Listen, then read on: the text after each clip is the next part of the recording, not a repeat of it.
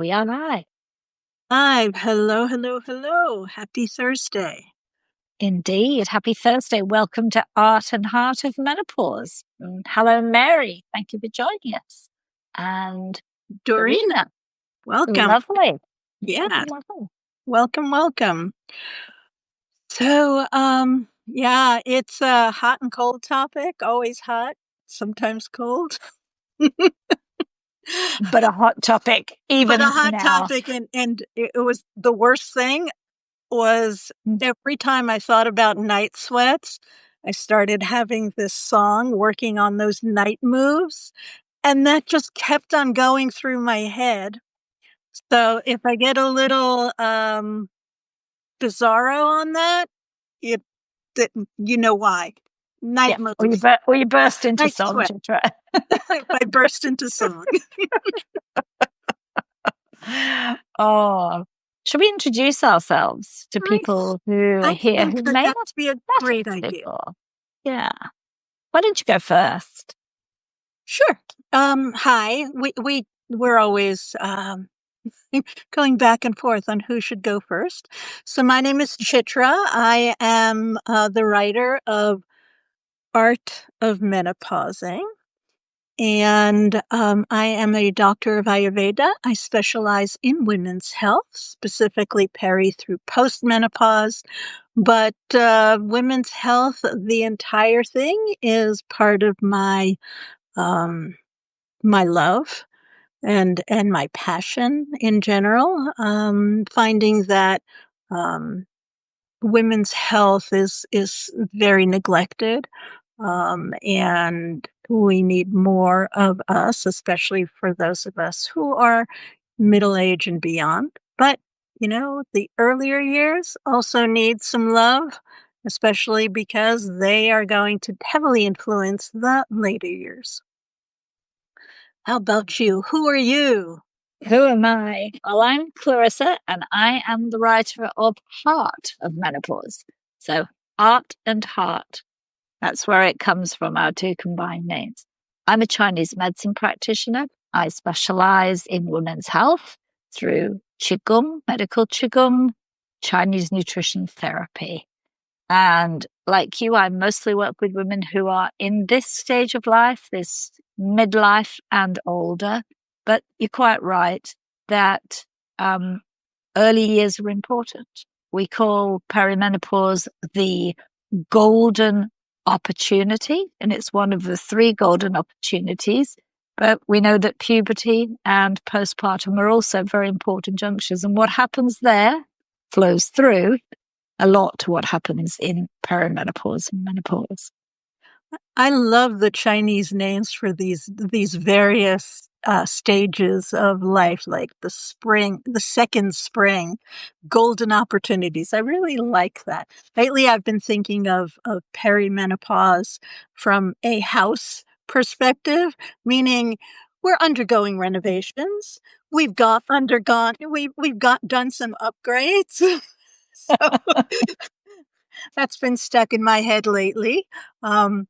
The second spring is very cool, and there's some other things that happen, like it's summertime for us, or late summer for us during these times. Yeah, it's the time in Chinese medicine of the metal element, perimenopause, the releasing time before we go into winter, and the deeper consolidation of before the spring. Before the spring. So, so today we have a really big topic, and we decided to start off with night sweats themselves because that seems to be the lesser of the three types of sweats that we get. But most people will talk about hot flushes, hot flashes, which occur during the day. And then we're talking about night sweats. We're working on those night sweats, and we can't really separate them from the hot flashes, and yet we can. And then there's this other type of night sweats, which is a cold flush, or a cold flash. So all of these things can occur during perimenopause, through menopause, sometimes after menopause.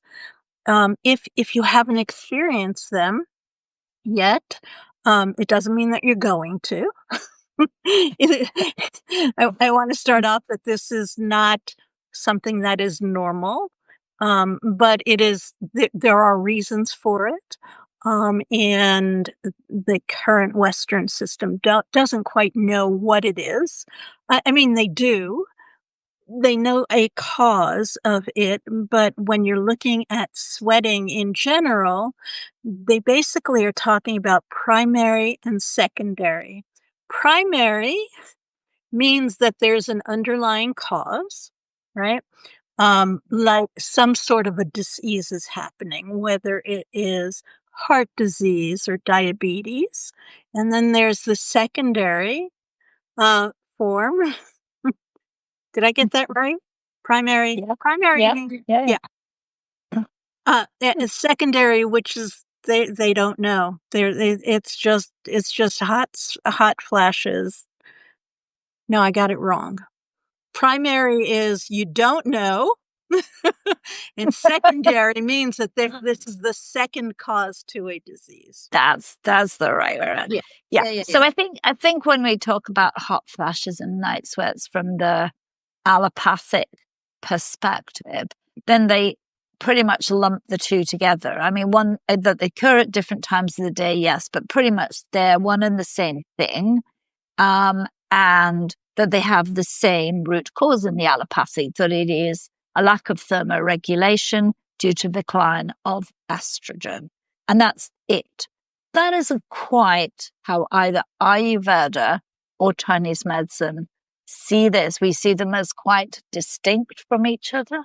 And that, as I said in my little note, you can have a hot flash, I can have a hot flash. On the surface, they can look quite similar, but the root causes for you and I can be quite different.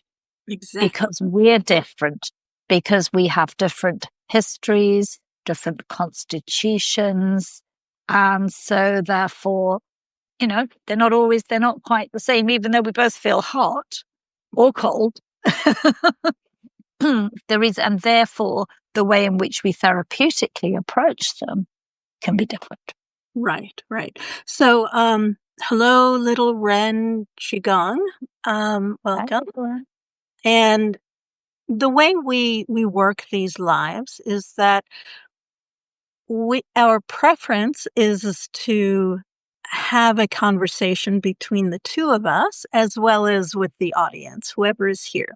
So if you have any sort of questions or anything to refer yourself to what's going on for you, because it's such a big topic and there are varieties of conditions and varieties of experiences with these hot flashes or cold flashes or night or day, just put them into the chat and we will get to that.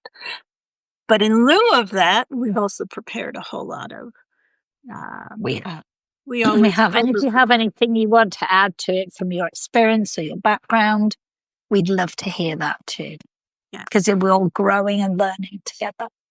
Yes. So, so you spoke a little bit about hot flashes during menopause, and it is from a medical allopathic perspective, they're basically looking at it from it's a normal thing because estrogen levels are changing. That's the basic line, and it is normal.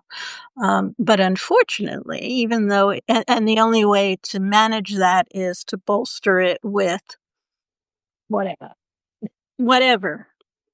And usually hormone therapy has been the recommended approach and the approved approach according to all the bodies like the Menopause Society, North American, UK, wherever. Hormone therapy is the thing that will fix it. And of course, it will alleviate the actual outward symptom, but it doesn't go to the root cause. Exactly. And the only reason why it alleviates it is, and it doesn't completely, because they also have to supplement quite often with some sort of sleep medication. They also have to supplement with antidepressants, because these hot flashes also have a lot to do with emotional holding on. They also will stop you from sleeping. You're feeling uncomfortable, but also there are quite a few medical pharmaceuticals that actually create, their side effects are hot flashes. So they're not taking into account any of those things. No. So if you are taking Zoladex, if you're taking Leuprorelin, or its other names, Eligard Lupron, or Depot Lupron, or Lupron Depot, that's going to create a potential for more hot flashes. So yeah, so that's one of the reasons why I don't necessarily trust the medical system, the allopathic medical system, because they're not taking responsibility for what they're doing in order to assist women in perimenopause. Do we have anything more to say about the allopathic system? Because no, let's talk about Ayurveda and Chinese medicine, because I think we think we know that, and we know that there's a kind of attempt to make it one size fits all, or you just get on with it if you have it. But you mentioned that it's not normal. What's interesting in the Chinese medicine, we know that perimenopause and into the transition of the second spring, we have what is called a kidney yin deficiency. Mm-hmm. So we have lowered kidney yin energy in the body, and that really gives rise to dryness and some heat. So very, very mild, nothingness in terms of a flash can be considered part of this phase of life, but they are not unmanageable, overwhelming, and probably barely talked about if everything else in our systems were to be in balance. So, but of course, we're never totally in balance because of the way we live our lives. And so what has now been seen as normal in our society today would not be considered a kind of a normal kidney yin deficiency outward symptom. Yeah, and yes, it's the amount and the length of this. What it is it's excessive sweating, according to Ayurveda. So excessive sweating can happen due to many, many different reasons, and we may even find ourselves having a mini hot flash between winter and spring. It's kind of like sweating a pipe or ice.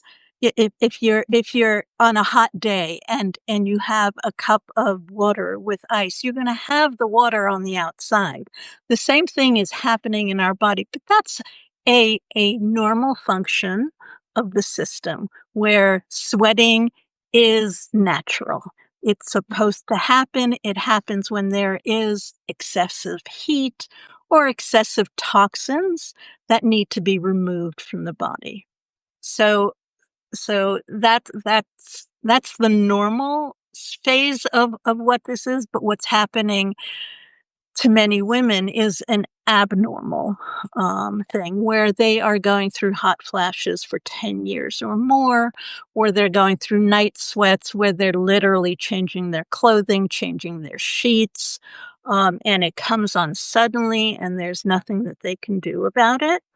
And from an Ayurvedic perspective, because we're saying the word heat, I'm going to say the word pitta. Pitta is the constitution that governs body temperature, and it has various. Well, we'll just say it's hot, basically. But this is where a lot of Ayurvedic people, especially, go wrong, blaming it on pitta, because there's also something underneath it that is even more dominant that's happening. And we'll talk about that in a little bit, since you've spoken about the kidneys, and we'll chat about this in a little bit. Yeah. But the function of sweat is, it's one of 3 waste products that the body has. And so it's number 3, and the sweat glands are all over the body, and it's there to remove things that are in Ayurveda. It is the waste product of the fatty tissue, or the adipose tissue. And that's also an issue during menopause altogether. So we're talking metabolism, we're talking kidneys, we're talking adrenal glands. And so there's a physical thing that is happening, as well as a functional thing that is happening. And if we wanted to tie this back to actual estrogens, what's happening is the body is changing the type of estrogen that it's using.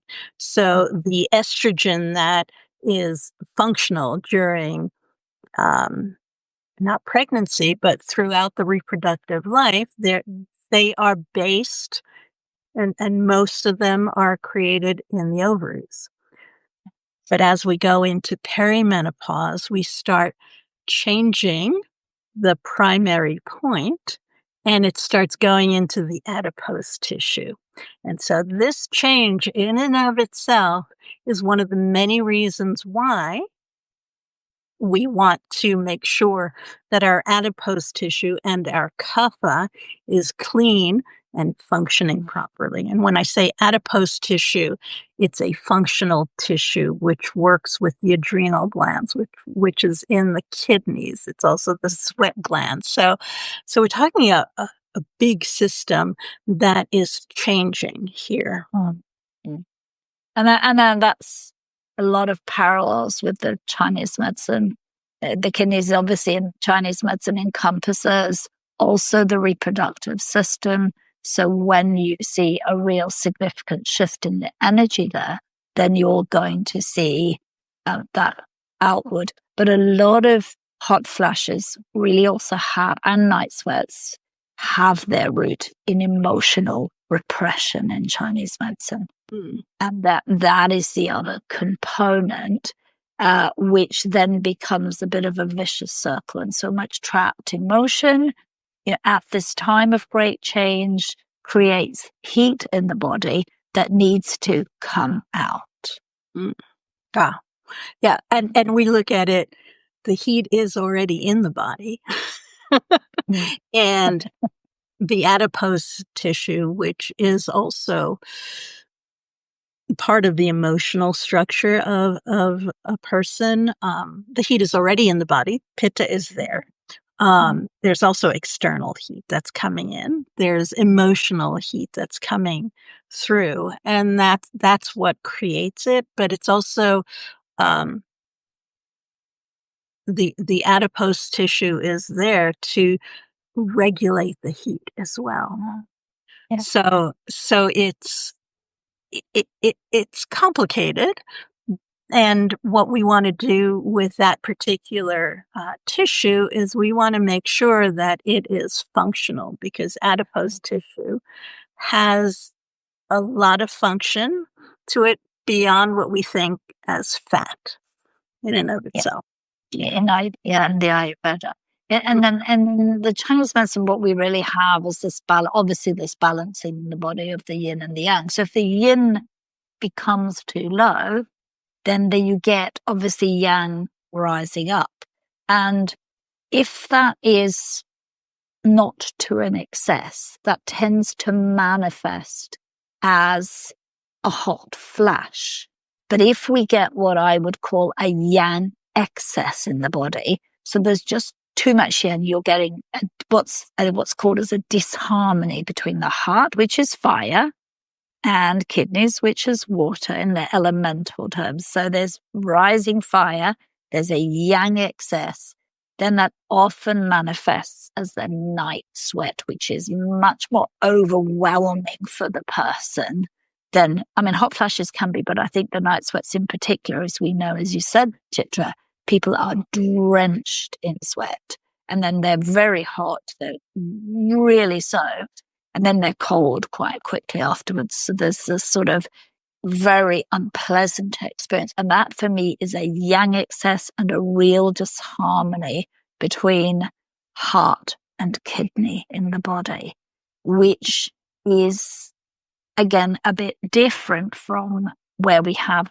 qi stagnations as well, where qi gets blocked because of emotions, which can also lead to hot flashes that are more extreme. Yeah. So I guess we have to differentiate between hot, cold and night and day flashes. So cold flashes are a function of kapha, which is the cold water and earth. So a woman who has more kapha in her is going to experience more of the night flash and the cold flash. A pitta woman is going to experience more likely the part that is just the hot on top of hot. Right. So, and the body is just trying to regulate itself through cooling it down with water and sweating. And a vata woman can experience anything at any time, because that's the nature of vata. She can either feel the cold, she can feel the hot. It may come, it may go. It's frustrating at the very least, because I can't really say what it is. So I would say, what I would actually say is that we have obviously this yang excess, which is more that overwhelming night sweat. We can have the real hot flash, and that is very much liver qi stagnation with liver heat. So the qi and the liver, which is a vital organ for, should we call it the general of the body? Its job is to marshal qi around the body in lay language. But if we have blocked emotion, if we have unresolved anger, we've turned that inward.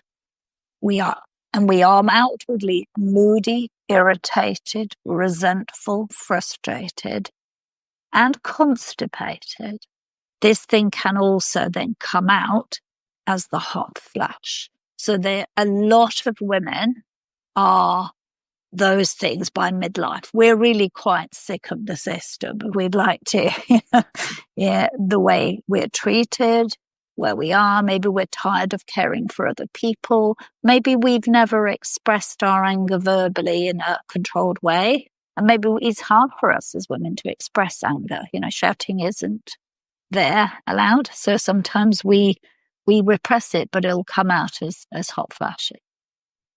So Paolo is asking, how do we unblock and resolve?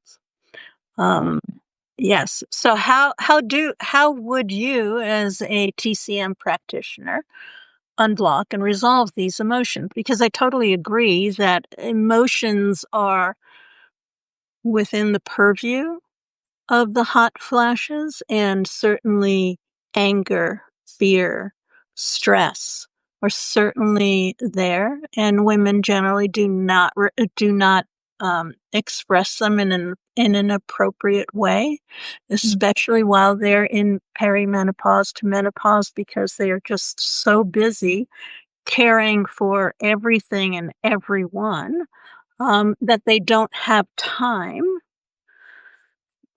or place to work through these emotions.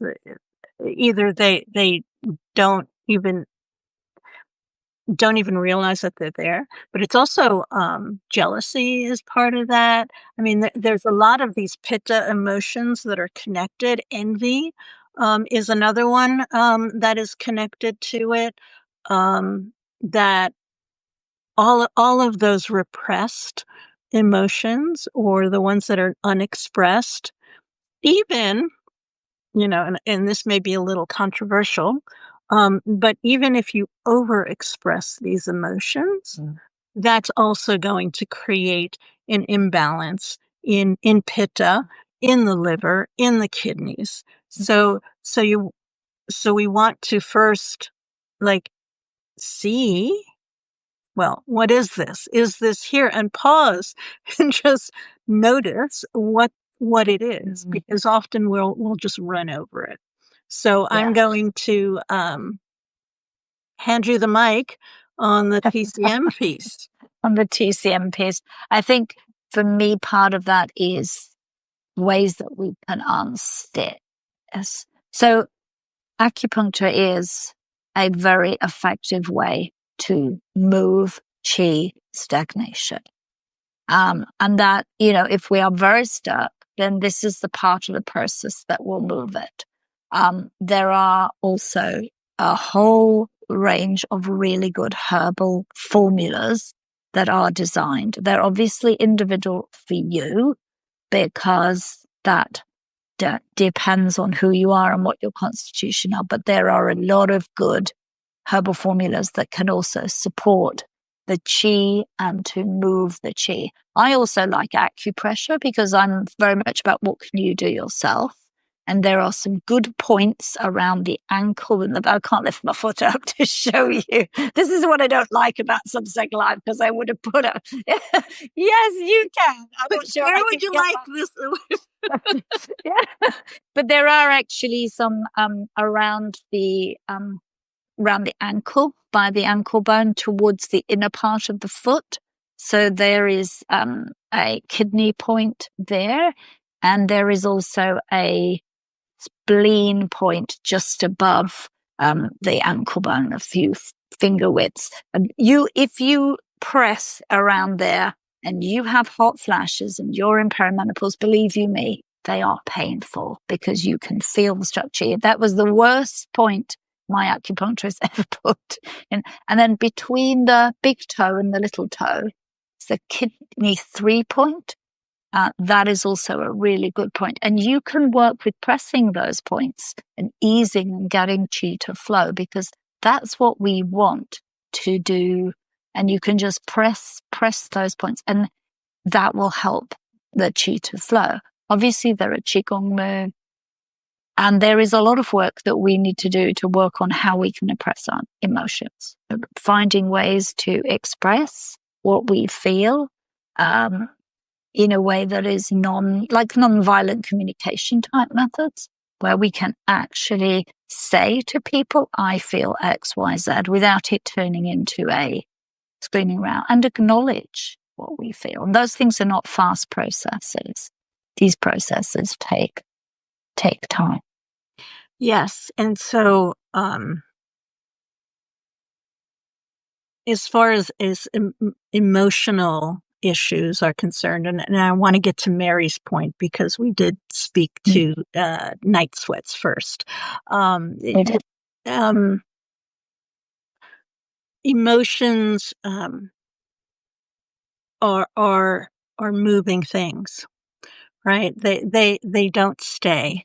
So the idea is basically, yes, there are places that you can press, there are foods that you can eat. What we're doing is referring to self rather than to others. So if there's envy, it's because you're looking at something outside of you. So constantly coming back to self.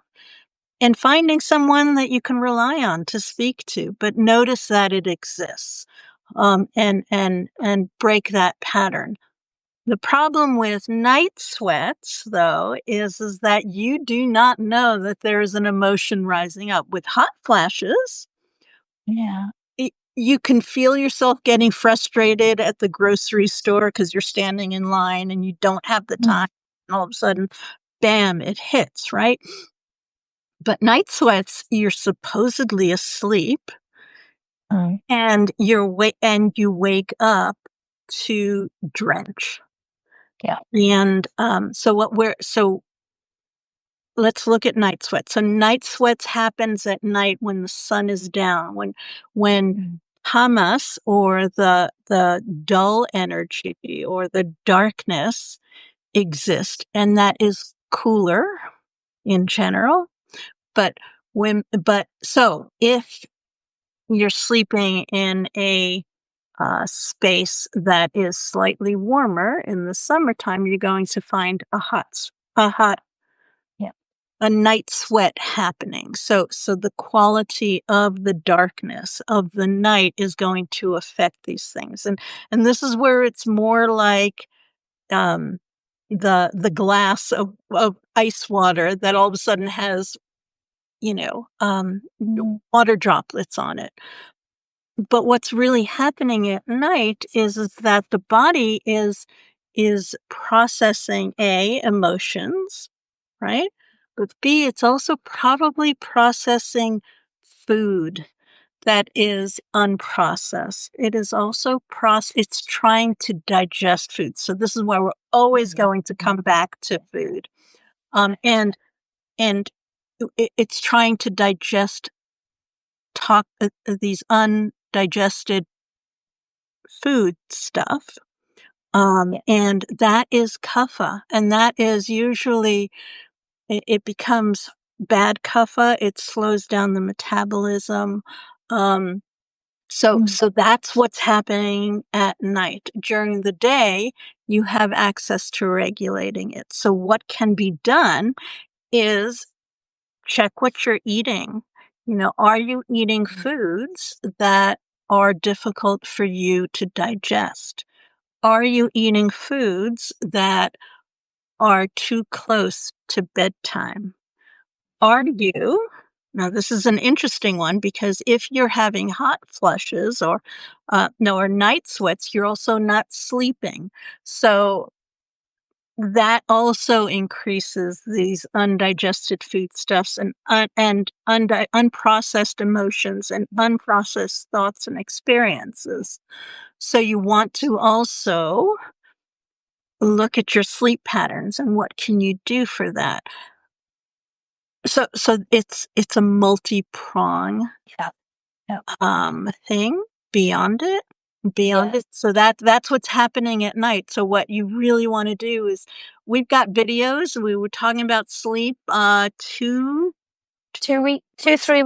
weeks ago, we talked about sleep. And I mean, that I agree, Chitra. Sleep is integral, and diet are integral to this, because and I'll get to Paula's question in a minute. Obviously, if the liver chi is stagnant and there's fire, it will affect the spleen chi, and the spleen is responsible for digestion, and the spleen will then affect the kidney. So it will go circular. So you can see that by addressing what we're eating, the quality of what we're eating, when we're eating, and the quality of our sleep are all going to play into this, because we're an integrated system. But to Paula's question, what about a grounding practices? Yes, especially for hot flashes in the daytime. Coming back to center, to grounding, to seeing ourselves rooted to the earth. The earth is cool. The earth is moist. The earth is like, so if you're hot, yes, you want to ground and come down. That's why a lot of Qigong practices are this kind of showering Qi, visualizing energy descending to the earth. And that will be in itself cooling. And you can do things like that in seconds without using your hands, you can visualize that and actually stand on the ground in the supermarket queue, wherever you are, and anchor yourself. And that can absolutely help. Maybe not the hot flash, but it might not get to such a peak. And over time, it's a way to self-regulate. Right. So, yeah, I mean, grounding is, we need to ground barefoot. It's basically back to nature, common sense. There's a reason why we want to touch the earth. We're always going to be pressing points on these things. What I wanted to say also about the night sweats is that when I see night sweats from an Ayurvedic perspective, I'm always looking at kapha and the adipose tissue, functional tissue, what it is. So those are, so I'm not looking to cool people down necessarily. I'm looking to clean them. So that there aren't so many heavy and cold things, because kapha and fats, if you've ever touched fat, it's always colder than the other parts of the body. And so I'm always looking for that perspective. When it's the hot flash during the day, I'm going to look more at how do I cool pitta down. And so this is where it gets interesting, because how do you heat, like keep something warm and cool at the same time? How do you get to that middle balance? So it does require a lot of balancing. And middle ground, the middle way is always going to be the best way. You're not going to want to do something that's immediately, that's going to freeze you. Yes, if you're having a hot flash in the middle of the day and you want to go and you have the opportunity to go into a walk-in cooler, yeah, go ahead, have fun. But that's going to be different from ingesting ice. Right. So you don't want to do those kinds of things where you're talking extremes from hot to cold. But for the night sweats, we're talking about detoxification and making sure that your metabolism is functioning properly, more than just the cooling of the daytime. Which is why for Vata people, it could happen at any point, at any time of the day or night, because they are irregular. And for them, we really need to go slow, pause. There are foods that you should and should not be doing. There are beyond marma points, which are, I'm letting you have the marma because they're very, very similar to the acupressure points. But there are foods and therapies that one can do for that. Definitely. I think there are definitely foods in the Chinese nutrition tradition. We would not want to overheat. Now, what we talked about before, and the chilies and the coffees, these hot foods are not, but similarly not to the ice. And sometimes we default not just to ice drinks, but to things like smoothies and cold dairy, and that the system doesn't particularly like either. And there are a lot of diets we can adopt in perimenopause that really support the kidney system and therefore help to boost and bolster the kidney yin, which is naturally deficient at this time, and that will reduce heat without taking in cold stuff. So those sort of foods that are, and they're often a soy base in a Chinese system. The misos, the tamaris, they're dark foods. So not so much the soybean tofus, but these darker fermented foods, dark vegetables, dark beans. They are highly supportive to the kidney system. And so the way we choose to eat can support you in the journey, but also then your constitutional and seasonal needs will be overlaid onto that. So it becomes a whole diet that is for you, that is made for you. And of course you can use kitchen herbs within that as well. And they can be Chinese medicine herbs, but they're used in a cooking context, not in a medicinal. I wanted to talk a little bit about soy, because soy has been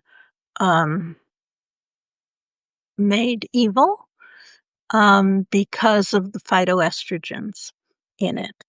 And soy, when we're coming from the East, is a staple food. So women have been using it for generations upon generations, for proteins and to stabilize their estrogens in general. So there are two things about soy that we really need to understand. So if you're going to be doing soy, you want to make sure that it's organic. One of the reasons why it's become evil is because it was one of the first vegetables. What do you call it? Is it a vegetable? Let's call it a legume. Legume. Thank you. Yeah. It was one of the first legume. It was one of the first things to become a GMO. Become GMO. Period. So most soy products in the United States, and I'm not sure about the rest of the world, are GMOs. And what GMO is, and again, there's a little bit of misunderstanding about these. It's genetically modified organisms, and they've been genetically modified in order to be able to get more pesticides on them. Yeah. So what's happening is they receive more pesticides, and then your body has to try to digest them, eliminate, assimilate, whatever it is that it needs to do. And that those pesticides in and of themselves have additional estrogens that are not organic in nature. So when we're looking at these kinds of things, because remember when I said that part of the hot flash thing is the estrogens that we make in our bodies, in the ovaries, are moving into other areas to be made because the ovaries are not as dominant in usefulness later on in life. So we want to make sure that whatever phytoestrogens we take in are clean. Yes. And so I just wanted to make that point because I think that things have been so vilified and so distorted by marketing that marketing for for the enemy, as I would say. Yeah. And of course, soy is in lots of junk food as a cheap protein. And this is genetically modified. We don't have that in Europe, Australia. We don't eat genetically modified soy. But, when it's eaten in Asia and it's in its sort of traditional form, then we know that Japanese and Chinese, Korean, particularly Northern Asians, are kind of not sure what a serious hot flash is. They kind of look at you and kind of go, because soy is so embedded, particularly in its fermented form in their diet. And it's not they're chowing down soybeans and soy products. It's mostly in these fermented forms where it's also black in color, and that is the color of the kidneys. So there is a color, flavor, and it's salt. They tend to be a bit on the salty side, so they're elementally very good for a kidney system. That's a whole different area, but that's the Chinese 5-element nutrition that is there. There are two more points that I want to make around that. One is that our bodies are really slow to evolve. They really don't do well with foreign foods. So if you are of European descent, 7 generations back, it's very likely that soy may or may not work for you. So too much I mean, you could do a little bit if you have a robust digestive system, but just know that that should not be your main form of protein. You may be able to, or even phytoestrogen, right? You may be able to use something from your own culture that has been used for thousands of years, and unfortunately they've been lost. Well, linseed is a good. Linseed was one Linseed is a good phytoestrogen that was traditionally eaten by our ancestors in Europe, in Europe, certain parts of Europe. probably Northern Europe. Well, I don't know. Northern Eastern Europe. Maybe, but it is more aligned to us culturally in a European context. That linseed, which is used in breads and things like that, can be very. And in the United States, we'd be talking flaxseed. For those types of things. The other thing that I wanted to say is that from an Ayurvedic perspective, fermentation increases pitta. So we generally do not recommend fermented foods for night sweats or hot flashes. We can utilize it. Again, it depends on your ancestries.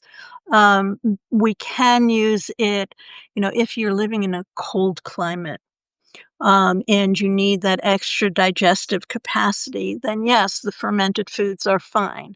But if you are living in Florida and it's hot, fermented foods may not be your friend, and they may bring on the night sweats. And we only have about 15 minutes left, so I just wanted to go over some of the no's and the yeses as far as foods are concerned.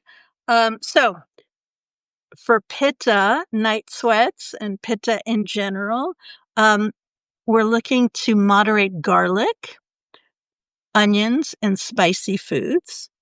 Okay, so it's going to be in moderation. So if it's summertime and you're having your hot flash, night sweats, like limit it even more.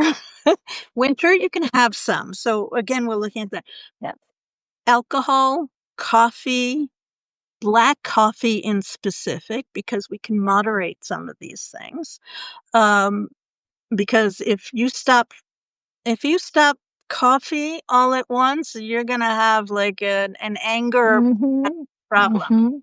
So don't want you to do anything too quickly.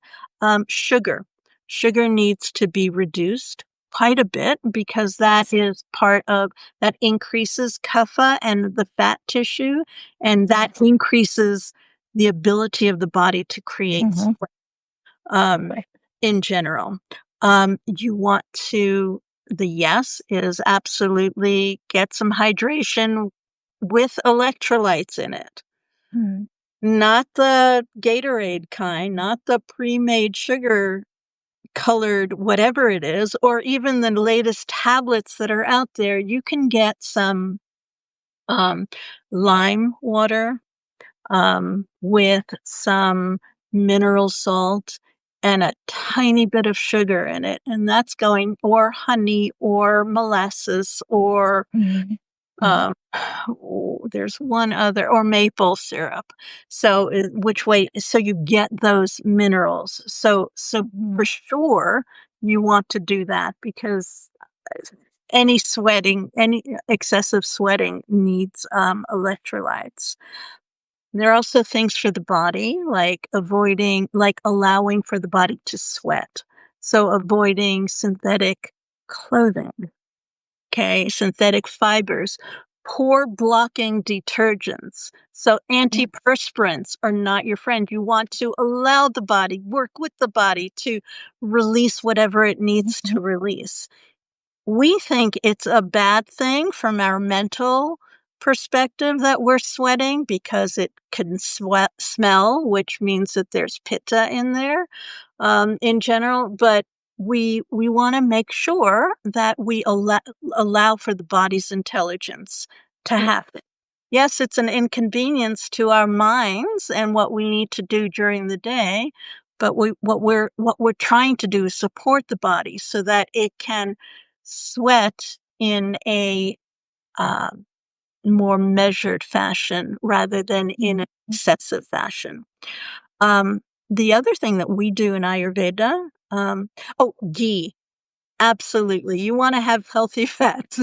So that was Always the ghee, because that's going to provide reduce pitta. It's also going to provide some support for keeping the tissue moist and allowing for the toxins to move through. And that can be put in foods or in your coffee if you need to. It'll reduce the need for excess coffee. There's a tea. Oh, did I say avoid fried foods? Yes, avoid fried foods. Well, yeah, I think that comes with it. I think these are heating and drying. Yes, exactly. In my context, so they're a no. Yeah. The other thing that you can do CCFT, which TEA, to drink. CCFT is cumin, coriander, and fennel teas, which will cool down. But if you want to add more cooling to it, you can add some rose to it. You can add cilantro to it. You can add peppermint to it. And will be even more cooling. You can drink those throughout the day, and that will also help flush the kidneys and help hydrate you. So do those kinds of things. And then sage as well is an age remedy for hot flashes. Sage is an interesting one. And then we do dry brushing in Ayurveda. So dry brushing in the opposite direction of the way of your lymphatic system is going to help move the lymphatic system. So a lot of whatever is being sweated out is also coming out of the lymphatic and deeper tissues, but it also helps open the pores. And that assists. And then in Ayurveda, we have a specific therapy which helps cool down the body. Especially when we're dealing with adipose tissue, with kapha people. And the Sanskrit word for it is lepa, Lepa. And what lepa is you take ground herbs, and then you add either water or something else to it. So for hot flashes or night sweats or any kind, not the cold sweats, but the hotter ones. Or you could do it for the cold sweats, but you do it in the middle of the day, rather than at night. What you do is you take some licorice, which, oh, by the way, if you drink licorice, it helps reduce hot flashes. You take a powdered licorice, sandalwood, either red or white sandalwood, and mix it with some rose water. And then you take that paste. Now, for some women, you're going to have hot flashes like at night. It's throughout the body. But for some women, they will feel that it rises from the back of their spine and goes upwards. So or it's in the head and neck or on the face. So you can take this lepa, this paste, and put it on the body and let it sit for about 20 to 30 minutes. The more you make, if you were to go to an Ayurvedic practitioner, there would be like lots of things, but you could get the whole body done. But what this is going to do is it's going to cool the adipose tissue and the fats that are even under the skin. And those things are slowly going to seep in from the outside. And then, of course, you take your shower after that. And it should be a slightly warmer shower so that the pores open up to release whatever is happening. Wow, that's fantastic. I like that a lot. That was a new one for me, but really fantastic. And a lot of similarity in the foods that we would recommend and not recommend. Also, some of the some meats like lamb or even beef, you might want to, if you're a meat eater, you might want to dial back a bit on those because they tend to be heating. If you have hot flashes and it's the heat issue, you might want to just pull away from those a little bit too. And that reminds me of old cheese. So a lot of women during perimenopause, menopause, they want to increase their protein intake. So they gravitate. It's not that they want to so much as their system, they're intuitively drawn to it. And so cheese is one of those things that they're drawn to, specifically old cheese, like the Parmesans. I mean, things that have been aged for quite a while. If you're going to avoid those, if you have to do that, make sure that you have black pepper in it.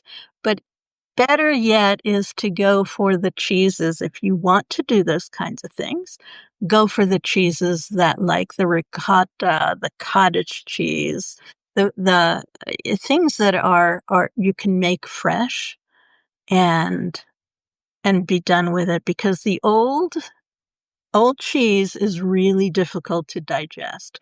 So your body, if you do your party and it's wine and cheese night, wine is not great, but cheese is going, and it's at night. So you're going to go to bed with this. And so a hot flash is going to show up. Yeah. Yeah, definitely. Reduce anxiety, stress. These are all, And the things we say every week, the importance of rest, gentle exercise. We don't want to be driving heat up in the body from excess exercise. And it's not saying that you don't want to work with your muscles, but if you are really struggling, then you may be better to do some walking, some swimming. You're still moving. You're still getting the body, engaged, but you don't want to be heating it up. Hot yoga is not where we want to be. Not that I like hot yoga. It's the worst experience I had. And certainly in perimenopause, it's not the best. Do you want exercise that's supportive, that is not going to overheat the system? And be cautious about some of the herbs that are out there on the shelves. I said that, I don't tell which formulas, but there's a lot of things out there, and sometimes they work and sometimes they don't. But a Chinese one that's gained, kind of what I call common popularity, and I see non-Chinese medicine practitioners talking, is dun kui. And it can be very okay. But if you have any issues that are liver related, it is a no. So I would not advise, just because it's becoming more popular, like there are others like Heishi Wu, they're out there talked about, but they all can have issues and affect your liver. And so we need to exercise those with caution, despite their Instagram ability, shall we say. And Ayurveda certainly has that. And the big one that I see as problematic is ashwagandha. Ashwagandha is actually heating. So for some people, it might be okay. But for many, I would err on the side of caution if you are having night sweats and hot flashes, or cold not so much the cold flash, but the hot flashes, the ones that are really hot. I would stay away from ashwagandha. And along with that, a kitchen herb that people are concerned about its heating quality is turmeric. Turmeric you can take. Not a problem. It's not going to heat you up that much. It's actually going to reduce some inflammation. So not worried about that one. So if you're hearing it from non-traditional people, that this may be good or bad depending on where that herb or spice comes from, talk to an Ayurvedic or Chinese medicine practitioner, because we're going to give you the full story as to why and what. But in general, most kitchen herbs are cooling and spices are heating. Yeah. And the heating elements are to help you digest. That's what it's there for. So if you're overusing, then it's going to create a hot flashes. But if you're undercooling, then if you're too cold or you can't digest the food, that's also going to create a hot flash. So everything in moderation, slow it down, take a journal, write it down, see what's affecting you and what's not affecting you. Yeah. Get And to know your own body. Get to know your body and how it reacts to different things. And don't make too many changes at once, is the other thing. Slowly does these things. They take time, and, seek professional support in some of these areas, because, there can be counter effects on what is promoted, which people who are not knowledgeable do not know. They only kind of read some benefit and promote that to you. So as Chitra said, if you're interested in taking a route with herbs or some others, go to someone who's trained in this area and can give you what's right for you. Ayurvedic and Chinese medicine are individualized, personalized approaches to health. There is no one size fits all here. Yes. And while we're on this topic, so if you're going to go to a nutritionist, they're going to have a specific perspective. If you go to so even Chinese medicine and Ayurveda, we may use the same herbs. So, for instance, I know I recommended licorice, right? So licorice is used in TCM, it's used in Ayurveda, but we may have different purposes for it. So check that. And even Western herbalism looks at things from slightly different perspectives. So there, and the reason for that is because of the territory and the psychology that arose from those territories and the societies. So yes, so one isn't necessarily wrong or right. What we do know is that the current medical system, or the pharmaceutical system, as it looks at herbs, are looking at it from the most shallow, minimalist, dissectional perspective. So know that. And also they're to protect their how they use. And they want to protect pharmaceuticals. And I think that's important. And to recognize that very often in traditional approaches, herbs are rarely, at least in TCM, are used in a single way. People build you the formula you need, and they look for you to have an effect from that. And then they're not meant to be taken for life. They're meant to be taken till they make a shift. And then you may move to something else that supports the shift that your body has undergone. So it isn't like, this is the tablet, now I'm going to take this till I'm whatever age. That's just not how it works. And it's the same with acupuncture. If you find an acupuncturist that wants you to keep coming all the time, that's not what's meant to happen. I trained under Giuseppe Masociosa. He's an extremely famous women-centric acupuncturist. I did his menopause training, and his approach was that you did something and it made a shift, and sometimes the patient doesn't need to come back for 6 weeks, 3 months, even 6 months. But if they're supported by all the things that Chitra and I have talked about, so it isn't you should be there all the time. This is making changes in the body so the body self-heals, and you also gain the knowledge to continue to care for yourself. It's why we're really about, I think, inner alchemy, not just fix the outside. Yeah. So, that went fast. There's so much more that we could talk about this. I just wanted to make sure that we have some points for everyone to put in. So these lives happen on a weekly basis every single week, which is another topic.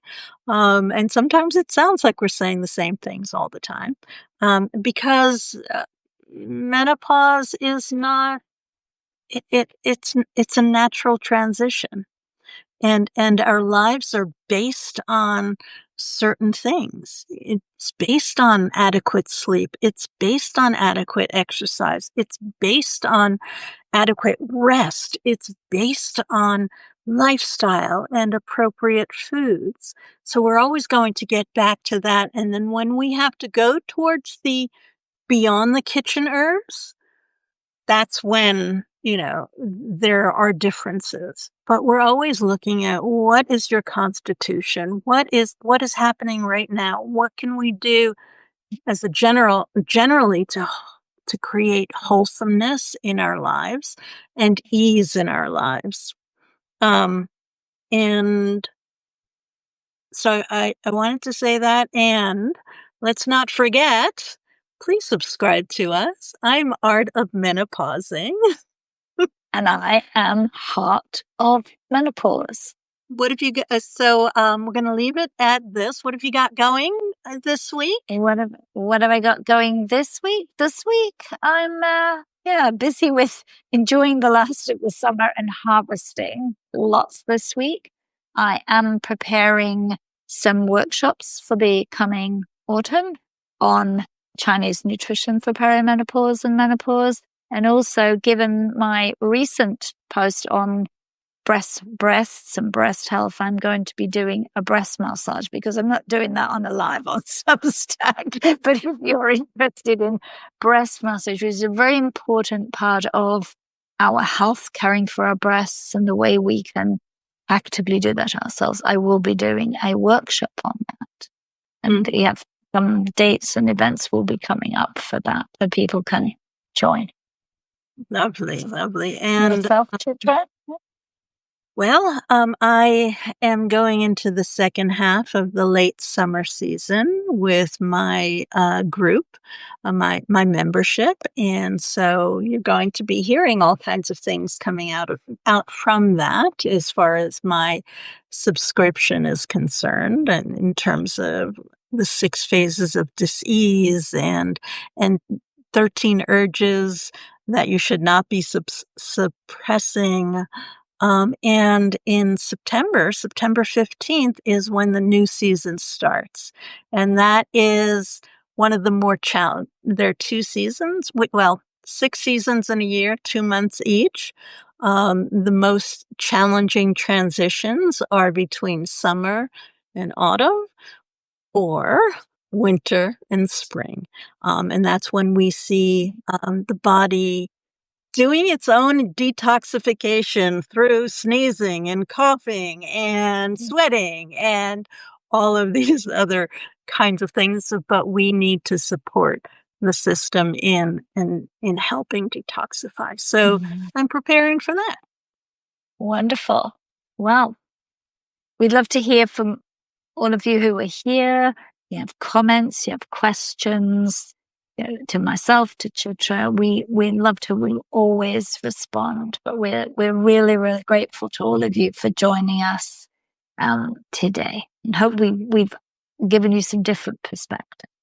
And Mary, we didn't really touch on the moments of lightheadedness and extreme anxiety during the day, so perhaps we can work. We'll either respond to you directly on that, or perhaps we will get that into the program really soon. What do you think? I think anxiety is such a big topic that I think we could definitely find. We'll come back to you on some of that personally, but I do think that this is a big part of this whole journey too, and something we know that a lot of people are experiencing more and more, given the kind of environment that we're living in, on top of our own personal journey. Yeah, the one thing I want to speak to about lightheadedness is, Mary, is, do you have enough nutrition? Do you have enough hydration? We'll start with water. It's summertime here in the Northern Hemisphere. Are you drinking enough water? And I'm not talking about a gallon of water a day, because that could also, but are you drinking when you're thirsty and only until when you're thirsty? Do you have enough electrolytes? So that may contribute to the lightheadedness. Also, have you gotten, and there are times where we want to work with a physician, an MD. Have you gone and taken your blood pressure? Have you checked the heart? So we want to make sure that there's no underlying condition. And that's why sometimes we'll speak generally about things, because many things that women attribute to perimenopause and menopause can actually have an underlying condition. And many things that are just perimenopause and menopause have no underlying conditions. So we want to make sure that we rule all of it out. So that's what I would suggest, is making sure that you have those basics in play. The anxiety is a slightly different thing, but it's the lightheadedness that I'm concerned about. So do you have the appropriate amounts of liquid, hydration, food, nutrition, and sleep, exercise may or may not do it, and is the lightheadedness caused by when you stand up, or just changes in atmospheric changes, in physical changes? There's a lot to have to do for that. So I just wanted to ask you, and you can answer that in the chat. I have time to sit around for a little bit more if you want to just, go for that. And I agree. And I think definitely, Chitra, you're right. Go to a physician and have your blood pressure checked, because it can be either high or low blood pressure, but either can cause particularly lightheadedness. And sometimes we don't know what our blood pressure is, but obviously that can be easily corrected, and it is important for us to know that. Well, great. I don't know, Mary, still there? I love how this thing just kind of bobs around there. Maybe I just use my hand all the time to deal with that. I don't see anything else from Mary. Does anyone else have any other burning, sweaty questions? Burning questions in the heat, yeah. That moves, yeah. Yeah, for sure. Oh, wow. Well, if not, I guess we'll see each other next week on Art and Heart of Menopause. We will. Yes. Thank you. Thank you. All righty. Take care. Bye-bye.